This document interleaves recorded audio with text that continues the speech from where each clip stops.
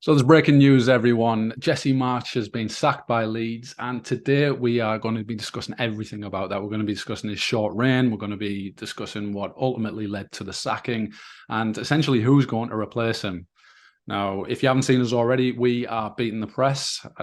We talk about everything football related. So if that's your type of thing, why not like, comment, and subscribe just for more content. So we're going to jump straight into this because it's a hot topic and we want to get on Google's algorithm, YouTube's algorithm maybe. So today, Ty, Jesse Marsch, he's been sacked. It wasn't so long ago that we were talking about Bielsa. And it looks like within a season, he's managed to spend 140 odd million, and he still ended up with the same fate as Bielsa.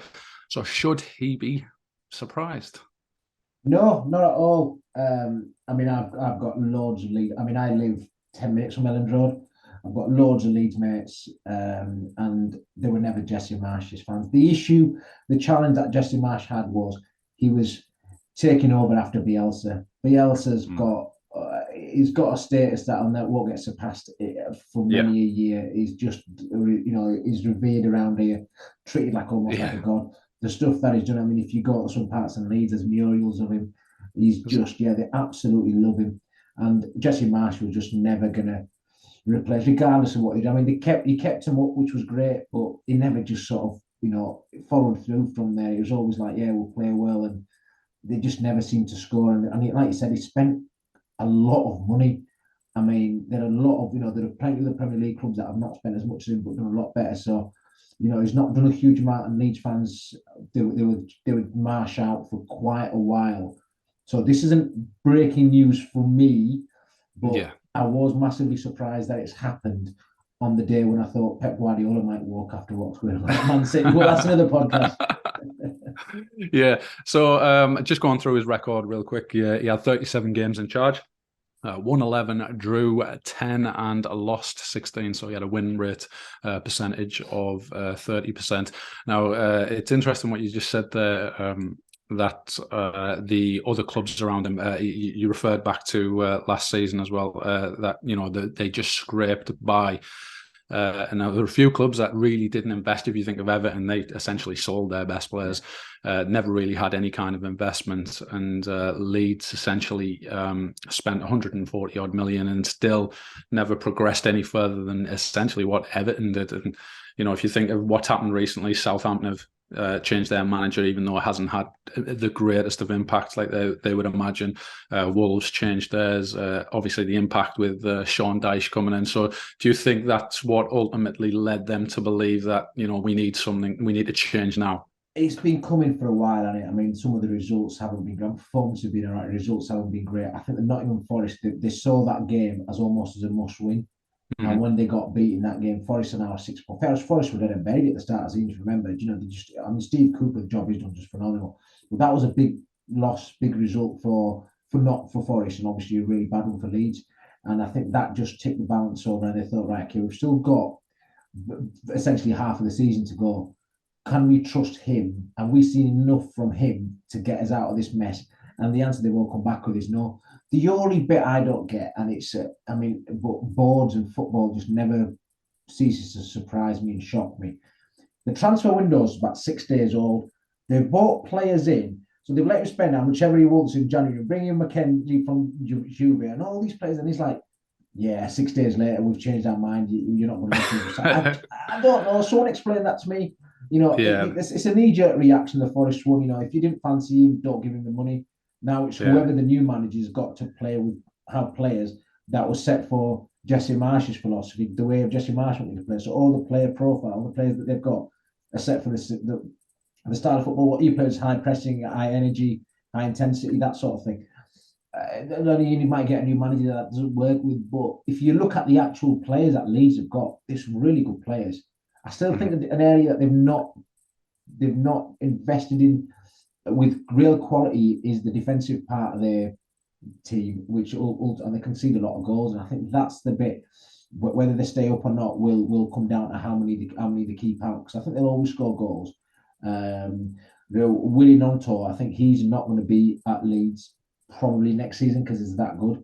I know. I think Liverpool, him and the similarities between him and Sadio Mane are massive. I think there's a lot of his movements. If you watch him play, his sharp movements with and without the ball, his intensity, his press. Gary Neville mentioned it when he was commentating. The first time we watched him live, he said he's going to get snapped up by a big club. Everything he makes, his runs with and without the ball, identifying that space between the fullback and the centre half to drive it. Everything that he did, he was really good at. And obviously, I'm a Italy fan, so he's made his debut really early as well. So yeah, so going back to it, I know I went on a bit there, but I think what pushed him over the edge was the Nottingham Forest result. Yeah, well, I'm just looking over the bigger signings that he's brought in the summer. He brought in Tyler Adams, Brendan Aronson, Rasmus Christensen, Mark Rucker, and Lewis Sinistera. January brought in Max Wober, Jorginho Rutter, and for 35.5 million, and Weston McKennie. Would you say that there are three teams that are worse than them? Do you think with the right manager they'll still? I think Bournemouth and Southampton are going down, and now I think it's one from about 6 teams, and Leeds are banging that as well. So Liverpool in that. Well, I thought I'd throw that there. Ignore that. No. I know. I remember Man United were in the absolute doldrum and the table was like, "Oh, I'll tell you what, they're in the conversation, and we were needling them." So, absolutely, if we keep playing the way we're doing, probably, yeah. I think it's like they forgot how to play football. But no, I think yeah. So Southampton, Bournemouth, I think they struggle. I mean, don't get me wrong, they're not like dead and buried, but if you're looking at it now, they're the two that have gone down. Then it's one from about 6. Yeah. And I think Leeds are obviously banging that as well. And I don't think Leeds are going to be the last team to get a different manager just for they'll want a response. They'll want that bout. Like pretty much what Everton got from Sean Dyche. Who would have thought? I mean, they were never beating Arsenal at home with Frank Lampard in charge. They've got a proper manager in charge, and he'll keep them up. Sean Dyche, I'm confident he'll keep them up because Everton have got good players. It's never been about it. Frank Lampard is not a very good manager. That's what it boils down to. You can never go to the board and everything. It's not like the board. The players they've got are all Premier League quality players. They're good players. Yeah. It's like they didn't back Lampard. So I just think Leeds have obviously thought, yeah, we backed him. Now the interesting bit for me is the bit afterwards. Like, have they got someone in mind to bring in? If not, what's they look like? Because I know the fans here won't be Bielsa back, but that's just stupid and it's nostalgic. There's a lot of things gone wrong with that Bielsa. So he's probably still mid-air from the Everton interview. Yeah, I mean, it's sort of like he pissed off the board the way he left. He pissed off some of the players. Just his very sort of strict, regimented style of training and high intensity and working to your absolute fucking bollocks down. But no, I just think it's I think Bielsa, as much as fans want him to go. I mean, the fact of the matter is, Bielsa went back now, he'd have a lot better quality players than when he was in charge. Jamie Shackleton on bench, and that was his best player. Now you've got internationals. It's a big swing and a big change. Yeah, well, their upcoming fixtures got Manchester United away. They've also the next fixture after that is Manchester United at home. So it looks like they've got them 2 on the bounce. I think the first one will come too early. That looks like Wednesday night. It'll come too early for a new manager, and then from then on they've got a game once every week by the look of it. Everton away, Southampton at home, massive games. Chelsea away, Brighton at home, and then Wolves away.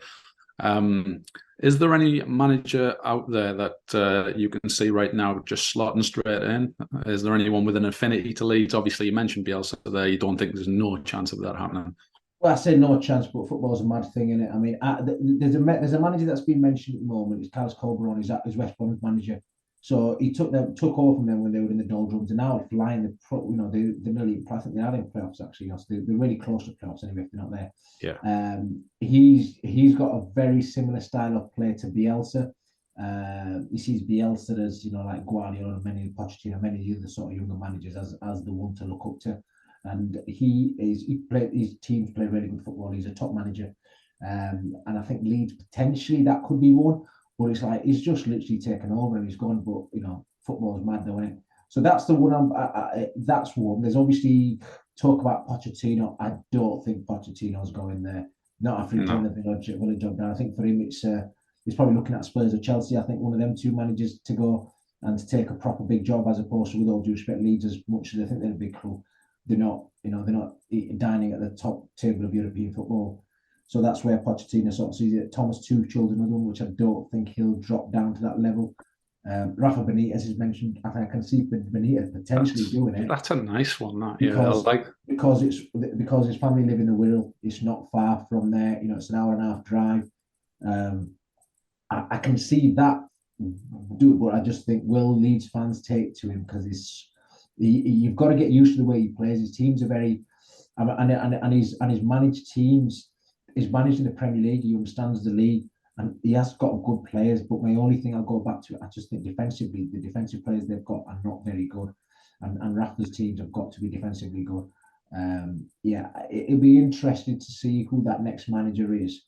But they're just some of the ones that I can think of top of my head. I mean, there's, you know, I can't ever imagine Leeds going down the Sam Allardyce route, keeping him up. You know, Leeds fans, let me know if I'm wrong. Yeah, well, that's what I mean. You say that they could essentially have someone in mind, because usually when you do it, you know, you do have someone in mind. But, you know, with it being almost a do or die against Nottingham Forest, you just don't know whether it was that, you know, shotgun style.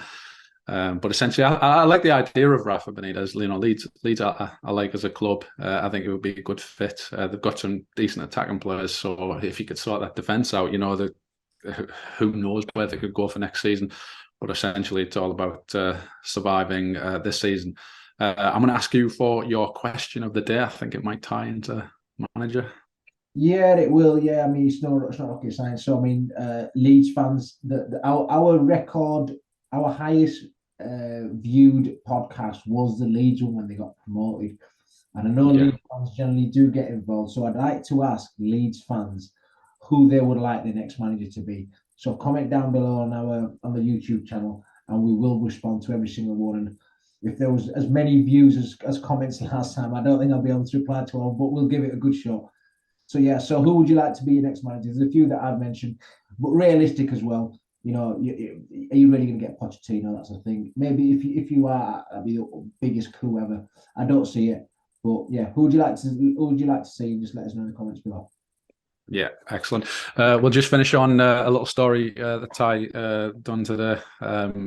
He had a bet. Did you actually bet on next manager? So we're finishing this. So I've had a look at the. Well, I say I've had a bet. I've had a look, and I've thought, oh, I tell you what, who's next manager to go? And I thought, oh, I tell you, and it was after the Man City news broke. So, and someone put a comment about Guardiola said, if ever I find out the Man City board lied to me, I'll walk out the next day. So I'm looking, putting two and two together. Oh, there's a chance you could walk here if everything's nice. So I'll have a look. 7-0. What? I tell you what, I'll stick a tenner on that. Literally 10 minutes later, I see the WhatsApp group chat. Jesse Marsch has been sacked. You can't write it. Not even a sweat. Not even a sweat. Check the Twitter out. Let us know. That is absolutely brilliant. So yeah, don't be following Ty's Twitter. Exactly. Excellent. Yeah. So Leeds fans or anyone, put your comments down below who you want as manager next. We'll be discussing that obviously when the new manager is announced. So again, like, comment, subscribe to everything that BTP does. Just one more thing as well before you finish. Our Prime giveaway as well. Oh yes. So this is our gold dust. This is our second episode. So all we say is, what do we say? Comment down below. Just say. Yep. So you want to be. We need to know that you commented and also that you are a subscriber. If you're one of those two things, then you qualify to win. Is it 2 bottles of Prime? It is. Yeah, we've got two different bottles of Prime. Yeah, one red one and one green one. I think it is. Yeah, last time we checked, they're worth about 55 quid each. So make sure that you comment and you're a subscriber by the next time that we draw it, which I believe is in 2 videos time. Yeah. So yeah, as always, thanks for joining us. Again, comment, subscribe, like, all that good stuff down below, and we'll see you in the next one. See you later, guys.